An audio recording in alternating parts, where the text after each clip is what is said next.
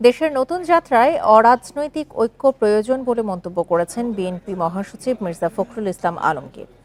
বিকেলে রাজধানীর মিরপুরে বিএনপি ঢাকা মহানগর উত্তর আয়োজিত জিয়া আন্তঃথানা ফুটবল টুর্নামেন্ট উদ্বোধনের সময় এই মন্তব্য করেন তিনি।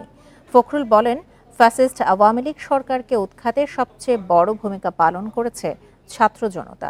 তিনি বলেন, বিএনপির ভারপ্রাপ্ত চেয়ারম্যান তারেক রহমান সত্যিকার অর্থে অগ্রসর সমৃদ্ধ বাংলাদেশ নির্মাণ করতে চান। এ সময় বিএনপি মহাসচিব আরও বলেন, ক্রীড়াঙ্গন দলীয়করণ করেছিল আওয়ামী লীগ। খেলোয়াড়রা রাজনীতিতে এলে রাজনীতি আরও সমৃদ্ধ হবে বলেও মন্তব্য করেন মির্জা ফখরুল ইসলাম আলমগীর।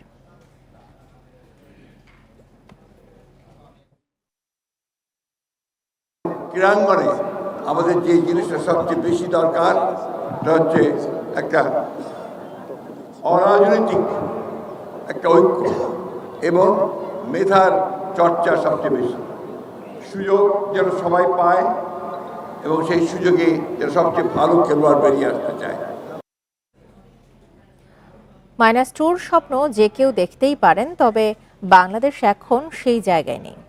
বিকেলে বিএসএমএমইউতে গণ অধিকার পরিষদের জ্যেষ্ঠ সহসভাপতি ফারুক হাসানকে দেখতে গিয়ে এই মন্তব্য করেন বিএনপির স্থায়ী কমিটির সদস্য আমির খসরু মাহমুদ চৌধুরী।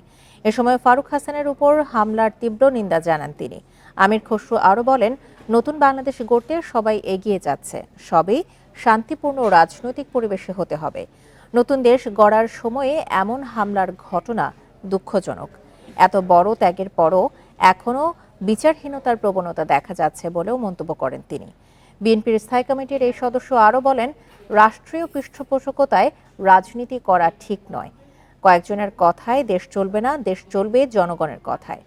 এর আগে দুপুরে শেরেবাংলা নগরে শহীদ রাষ্ট্রপতি জিয়াউর রহমানের মাজারে ফুল দেন যুক্তরাষ্ট্র প্রবাসী বাংলাদেশিরা। রাষ্ট্রীয় পৃষ্ঠপোষকতায় যদি কাউকে রাজনীতি করতে হয়, কাউকে রাজনৈতিক কর্মকাণ্ড চালাতে হয়, কারোর জন্য যদি সেই সুবিধা সৃষ্টি করতে হয়, তাহলে তো শেখ হাসিনা যাওয়ার দরকার ছিল না, শেখ হাসিনাকে বিদায় করার দরকার ছিল। লন্ডন ক্লিনিকে কার্ডিওলজিস্ট সহ বিশেষজ্ঞ চিকিৎসকদের পরামর্শ অনুযায়ী বিএনপি চেয়ারপারসন বেগম খালেদা জিয়ার স্বাস্থ্য পরীক্ষা করা হচ্ছে। রোববারের মধ্যে সব পরীক্ষা নিরীক্ষা শেষ হতে পারে।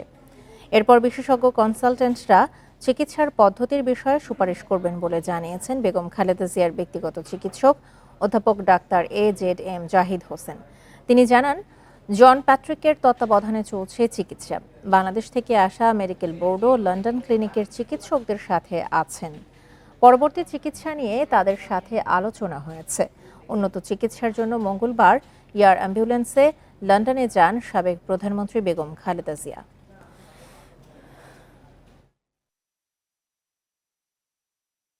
ওনাকে কার্ডিওলজিস্ট, আইসিইউ স্পেশালিস্ট সহ ইন্টারনাল মেডিসিন স্পেশালিস্ট এবং ফিজিওথেরাপি সহ অন্যান্য বিশেষজ্ঞ চিকিৎসকরা ওনার স্বাস্থ্য পরীক্ষা করেছেন। আমরা আশা করছি হয়তো কালকে পরশুর মধ্যেই ওনাদের পরীক্ষা নিরীক্ষার পর্ব যেটি আছে সেটি ইনশাল্লাহ সমাপ্ত হবে। তারপরে তুরস্ককে বাংলাদেশে আরও বেশি বিনিয়োগ, কারখানা স্থানান্তর এবং বাংলাদেশের যুবশক্তিকে কাজে লাগানোর আহ্বান জানিয়েছেন প্রধান উপদেষ্টা অধ্যাপক ডক্টর মোহাম্মদ ইউনূস। বৃহস্পতিবার রাষ্ট্রীয় অতিথি ভবন যমুনায় তুরস্কের বাণিজ্য মন্ত্রী অধ্যাপক ডক্টর ওমের বলাতের সাথে বৈঠকে এই আহ্বান জানান তিনি। প্রধান উপদেষ্টা বলেন, দুদেশের মধ্যকার সম্পর্ক অত্যন্ত উষ্ণ। পারস্পরিক সহযোগিতার মাধ্যমে বিভিন্ন ক্ষেত্রে একটি স্বপ্নের সম্পর্ক গড়ে তোলাই এখন লক্ষ্য। এজন্য তুরস্কের প্রযুক্তি এবং বিনিয়োগ প্রয়োজন। এ সময় তুরস্কের বাণিজ্যমন্ত্রী অধ্যাপক ডক্টর ওমের বলাত বলেন, প্রতিরক্ষা শিল্প, স্বাস্থ্যসেবা, ওষুধ, কৃষি, যন্ত্রপাতির ক্ষেত্রেও অর্থনৈতিক সহযোগিতা গড়ে তোলার লক্ষ্য রয়েছে। বর্তমানে তুরস্কের প্রায় 20টি বড় কোম্পানি বাংলাদেশে বস্ত্র ও পোশাক এবং আনুষঙ্গিক পণ্য, রাসায়নিক, প্রকৌশল, নির্মাণ এবং জ্বালানি খাতে বাণিজ্যিক কার্যক্রম পরিচালনা করছে।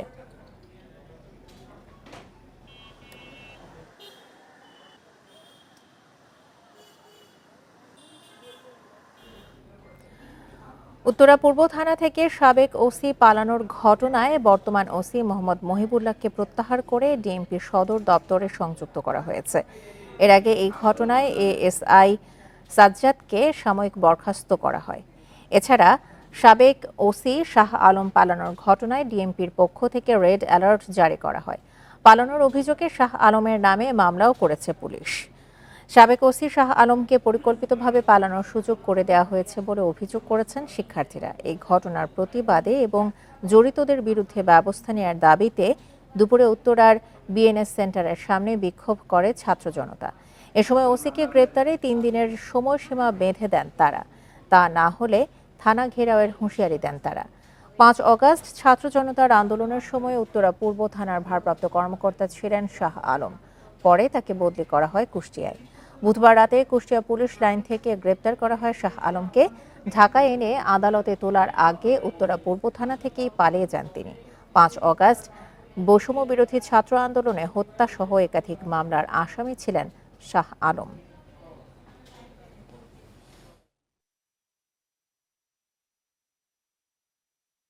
থানা হেফাজত থেকে একটা খুনের আসামি, গণহত্যার আসামি পালিয়ে যাচ্ছে, মনে হয় যেন এটা একটি বাংলা সিনেমার নাটক। এই নাটক দেখিয়ে এক খুনি আর এক খুনিকে সহযোগিতা করেছে। আপনাদের যে দাবি, সেই দাবি পূরণের জন্য আমরা সর্বোচ্চ আমাদের যে চেষ্টা, সেটা আমাদের কোনো ঘাটতি আমাদের থাকবে না। আমরা কথা দিলাম আপনাদেরকে। সেই তো এই থানার হচ্ছে সর্বোচ্চ কর্তা, তার অবহেলা যদি সামান্যতম পাওয়া যায়, অবশ্যই তার বিরুদ্ধে ব্যবস্থা নেওয়া হবে। ঢাকা মেডিকেল কলেজের মর্গের হিমাগারে জুলাইয়ে নিহত 6টি অশনাক্ত মরদেহের সন্ধান পেয়েছে বৈষম্য বিরোধী ছাত্র আন্দোলনের গণ অভ্যুত্থান বিষয়ক বিশেষ সেল। ময়নাতদন্ত প্রতিবেদনে আঘাতজনিত কারণে 5 জনের এবং উপর থেকে নিচে পড়ে 1 জনের মৃত্যু হয়েছে বলে উল্লেখ করা হয়েছে।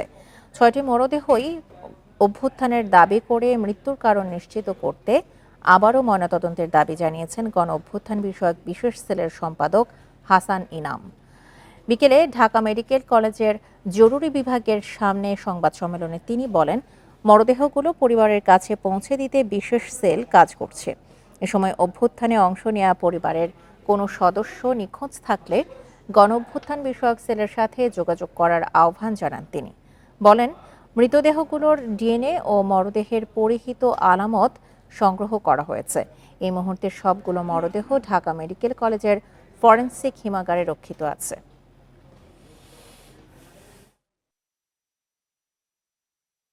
শাহবাগ থানার পক্ষ থেকে বলা হয়েছে লাশগুলো বৈষম্য বিরোধী আন্দোলনের, অর্থাৎ আমরা ধরে নিচ্ছি লাশগুলো গণ অভ্যুত্থানের। তবে কবে এবং কয় তারিখে তারা লাশগুলো এনেছে সেটা এখন স্পষ্ট করেনি।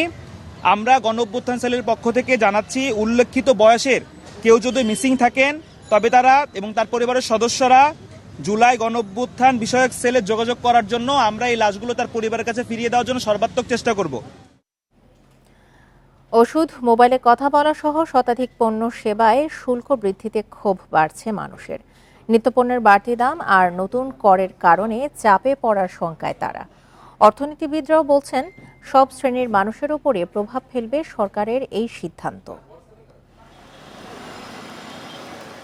ব্যবসায়ীদের রেস্টুরেন্ট বন্ধের হুঁশিয়ারির কয়েক ঘণ্টা পরই ভ্যাট ও সম্পর্ক শুল্ক আইনে ব্যাপক পরিবর্তন এনে অধ্যাদেশ জারি করেছে সরকার, যা এরই মধ্যে কার্যকর হয়েছে। ওষুধে কর 2.4% থেকে 3% করা হয়েছে। মোবাইল ফোনে কথা বলা ও ইন্টারনেট ব্যবহারে সম্পূরক শুল্ক বেড়েছে 3%। বিভিন্ন ফল, ফলের রস, সাবান, ইলেকট্রোলাইট ড্রিঙ্কসের সম্পূরক শুল্ক 5 থেকে 15% করা হয়েছে। এমনিতেই চালসহ বেশ কিছু নিত্যপণ্যের বাড়তি দামে অস্বস্তি আছে। কর বৃদ্ধিতে আরও চাপে পড়ার শঙ্কায় সাধারণ মানুষ। করার ফলে একটু প্রভাব পড়বে, একটু না বাড়ানো উচিত আর কি। মনে করি যদি না বাড়ায়, যদি একটু এভাবে রাখা যায়, স্থিতিশীল রাখা যায়, তাহলে সবার জন্য ভালো হবে। আমাদের কি হবে না হবে তারাই ব্যাখ্যা দিক, আমরা ভালো থাকবো না মন্দ থাকবো ওরাই দেখ, কারণ এখন তো সবকিছু দায় দায়িত্ব বর্তমান সরকারের। মূল্যস্ফীতি এখনও 10% বেশি। সব মিলিয়ে ক্ষোভ বাড়ছে সাধারণ মানুষের। মানুষের সেন্টিমেন্ট হবে তো এই বিষয়টা নিয়ে, মানুষের খানার উপর যখন 5% বাড়াই দিয়েছে ভ্যাট ট্যাক্স। সাথে সাথে যদি এটার আমি নিম্নয়ের মানুষের প্রতি কিছু ভর্তুকি দিব, বিভিন্ন রকমের সুবিধা দিতে পারে, তাহলে হয়তো মার্কেট কন্ট্রোল করতে পারবে। পুনরুদ্ধারের চেষ্টায় রয়েছে অর্থনীতি। এই অবস্থায় বাড়তি করের খরচ ভোক্তাদের জন্য বড় বোঝা হবে বলছেন অর্থনীতিবিদরা। এখন চাল, ডাল, নুনের বাইরেও মানুষ অনেক কিছু ক্রয় করেন, মানুষের জীবনযাত্রার মানের পরিবর্তন হয়েছে। সুতরাং যেগুলোর উপরে সম্পূরক শুল্ক, ভ্যাট আবগারি শুল্ক ইত্যাদি বসানো হয়েছে, সেগুলি কিন্তু কেবলমাত্র যে প্রান্তিক, উপান্তিক এবং স্থির আয়ের মানুষের উপর পড়বে তা না, এটা কিন্তু নিম্ন মধ্যবিত্ত এবং মধ্যবিত্তের উপরেও বাড়তি চাপ সৃষ্টি করবে। সংশ্লিষ্টরা বলছেন, আইএমএফ-এর $470 কোটি ঋণের শর্ত পূরণে অর্থ বছরের মাঝে কর বৃদ্ধির এ সিদ্ধান্ত। ইফা তারা, ইন্ডিপেন্ডেন্ট নিউজ। অভিনেত্রী ও বাংলাদেশ চলচ্চিত্র শিল্পী সমিতির সাবেক সাধারণ সম্পাদক নিপুণ আক্তারকে পুলিশি হেফাজতে জিজ্ঞাসাবাদ শেষে ছেড়ে দেওয়া হয়েছে। সকালে লন্ডন যাওয়ার সময় সিলেট ওসমানী আন্তর্জাতিক বিমানবন্দর থেকে তাকে হেফাজতে নেওয়া হয়। নিপুণের পাসপোর্ট ও অন্যান্য নথিপত্র যাচাই বাছাই শেষে লন্ডন যাত্রা বাতিল করা হয়। পাশাপাশি এই মুহূর্তে দেশ ত্যাগও করতে পারবেন না তিনি। এ বিষয়ে এখন নিপুণ বা তার পরিবারের পক্ষ থেকে কোনো প্রতিক্রিয়া পাওয়া যায়নি। আওয়ামী লীগ সরকারের আমলে বিভিন্ন দলীয় অনুষ্ঠানে সক্রিয় ছিলেন অভিনেত্রী নিপুণ। তবে গত 5 অগাস্টের পর প্রকাশ্যে দেখা যায়নি নিপুণকে।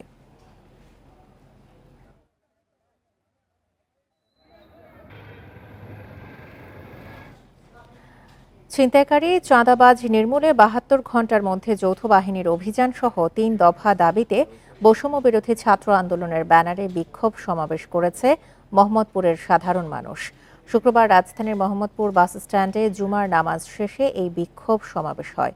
এ সময় বিক্ষোভকারীরা জানান, 5 অগাস্টের পর থেকে মোহাম্মদপুরে ছিনতাইকারী, চাঁদাবাজ ও কিশোর গ্যাংয়ের উৎপাত বেড়েছে। রাস্তায় প্রকাশ্যে ছিনতাই সাধারণ ঘটনা হয়ে দাঁড়িয়েছে। ছিনতাই, চাঁদাবাজি বন্ধে পুলিশের ভূমিকা নিয়ে প্রশ্ন তোলেন তারা। 72 ঘণ্টার মধ্যে যৌথ বাহিনীর অভিযান দাবি করে তারা বলেন, তা না হলে আবারও মোহাম্মদপুর ও আদাবর থানা ঘেরাও হবে। স্থানীয় শিক্ষার্থীদের সাথে নিয়ে বিট পুলিশিং ও পুলিশের টহল বাড়ানোর দাবিও জানান তারা। পরে মিছিল নিয়ে মোহাম্মদপুর থানার সামনে যায় শিক্ষার্থীরা। তবে গেট বন্ধ থাকায় সেখানেই শেষ হয় কর্মসূচি। মোহাম্মদপুরে ওপেন ছিনতাই হয়, ওপেন ডাকাতি হয়। 3 রাস্তার মোড়টা সন্ধ্যার পর একটা কিশোর গ্যাংয়ের আখড়া হয়ে যায়। এই রাহাজানির বিরুদ্ধে আমরা বারবার ওনাদের সাথে মিটিং করছি, ওনারা কোনোভাবেই ছাত্র জনতার সাথে একসাথে হয়ে কথা বলে না। 72 ঘন্টার মধ্যে ছিনতাইকারী, চাঁদাবাজি বন্ধে যৌথ অভিযান চালাতে হবে। 10 জেলার ওপর দিয়ে বয়ে যাচ্ছে শৈত্যপ্রবাহ। আজ সর্বনিম্ন তাপমাত্রা রেকর্ড করা হয়েছে উত্তরের জেলা পঞ্চগড়ের তেঁতুলিয়ায় 7.3 ডিগ্রি সেলসিয়াস, যা এই মৌসুমের সর্বনিম্ন। সাথে বেড়েছে কুয়াশার প্রকোপও। হিমেল হাওয়া ও কুয়াশার জেরে জনজীবনে বেড়েছে ভোগান্তি। বৃহস্পতিবার মৃদু শৈত্যপ্রবাহ থাকলেও ছিল না কুয়াশার প্রকোপ। সূর্যের আলোয় স্বস্তি খুঁজেছে পঞ্চগড়ের মানুষ। তবে শুক্রবার শীতের তীব্রতা বাড়ার সঙ্গে সঙ্গে বেড়েছে কুয়াশাও। মৌসুমে প্রথমবারের মতো মাঝারি শৈত্যপ্রবাহের কবলে সর্ব উত্তরের জেলাটি। চুয়াডাঙ্গা, মেহেরপুরেও অব্যাহত মৃদু শৈত্যপ্রবাহ। কনকনে শীতের মধ্যেও জীবিকার প্রয়োজনে পথে নামা মানুষ চরম দুর্ভোগে।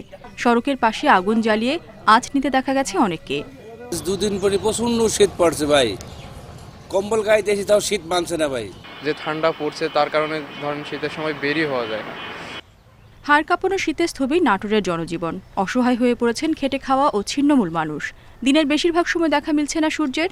অল্প সময়ের জন্য সূর্যের দেখা মিললেও পাওয়া যাচ্ছে না উষ্ণতা। শৈত্যপ্রবাহের কবলে রাজশাহী, পাবনা, নওগাঁও। প্রয়োজন ছাড়া তো বাড়িতে বের হয় না, যদিও বেলা হলে রোদ হয়, রোদে তাপমাত্রা নেই। এই ফসলটা সময় মতন পরিচর্যা করতে পারি না এবং এই ঠান্ডার কারণে আমরা ঘর থেকে বাড়িতে পারতেছি না। যশোর, কুষ্টিয়া ও গোপালগঞ্জেও চলছে শৈত্যপ্রবাহ। এদিকে 1 সপ্তাহ পর আবারও মৃদু শৈত্যপ্রবাহ শুরু হওয়ায় মৌলভীবাজারেও ভোগান্তি বেড়েছে খেটে খাওয়া মানুষের। সাথে বেড়েছে কুয়াশার প্রকোপ। কৃষক যারা, তারা কিন্তু এখনো কাজে আসতে পারছে না প্রচুর ঠান্ডার কারণে। সকালে প্রচুর ঠান্ডা, কুয়াশা, অন্ধকারে কিছু দেখা যায় না। আরও 2 দিন বিভিন্ন জেলায় শৈত্যপ্রবাহ অব্যাহত থাকার পূর্বাভাস দিয়েছে আবহাওয়া অফিস।